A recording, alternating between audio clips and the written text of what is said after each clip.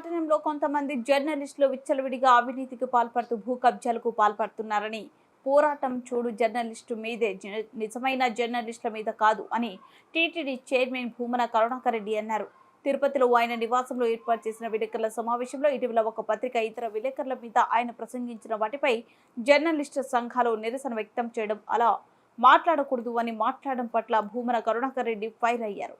జర్నలిస్టుల విలువలతో కూడిన వారితో నాకు ఎటువంటి ఇబ్బంది లేదని, కొంతమంది మేనేజ్మెంట్ చెప్పిన విధంగా తప్పుడు వార్తలు రాస్తూ ఒక పార్టీకి అనుకూలంగా వార్తలు ఇవ్వడాన్ని మా వ్యక్తిగత జీవితంలో ప్రవేశించి మమ్మల్ని కించపరిచే విధంగా, మా వ్యక్తిగత ప్రతిష్టను కించపరిచే విధంగా వార్తలు రాయడం చూపించడం కరెక్టా అని భూమన కరుణాకర్ రెడ్డి నిలదీశారు. జర్నలిస్టులు అందరూ ఆలోచించాలని, జర్నలిస్టులు అందరూ ఐకమత్యంతో తిరుపతి నగరంలో ఉన్న సూడో జర్నలిస్టులను బహిష్కరించాలని భూమన కరుణాకర్ రెడ్డి జర్నలిస్టులను కోరారు. పాత్రికేయ మిత్రులందరికీ నమస్కారం. నేను మీ కరుణాకర్ రెడ్డిని మాట్లాడుతున్నా. ఒక వివరణ ఇవ్వటం కోసమని 3 రోజుల క్రితం నేను జీవకోణంలో జరిగినటువంటి బహిరంగ సభలో జర్నలిస్టు ముసుగు వేసుకొని ఇద్దరు చేస్తున్నటువంటి అరాచకాల మీద నేను నిజాలన్నీ కూడా బయట పెట్టడం జరిగింది.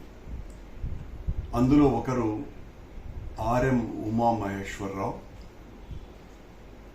తను పెద్ద అభ్యుదయవాదినని,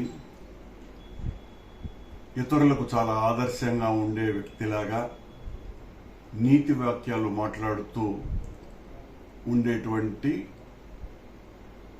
పొల్యూటెడ్ అర్బన్ నక్సలైట్ అతను.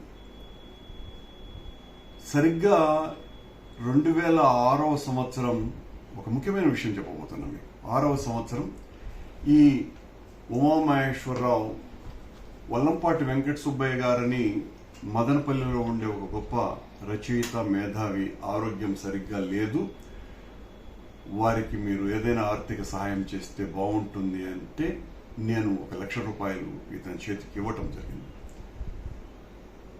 ఓ నెల రోజుల తర్వాత వల్లంపాటి వెంకట సుబ్బయ్య గారు నాకు ఫోన్ చేసి, కరుణాకర్ రెడ్డి గారు, మీరు పంపించినటువంటి 75,000 రూపాయలు నాకు అందాయి అని ఆయన చెప్పటం జరిగింది. ఉమామహేశ్వరరావు నిజాయితీ ఏ పార్టీ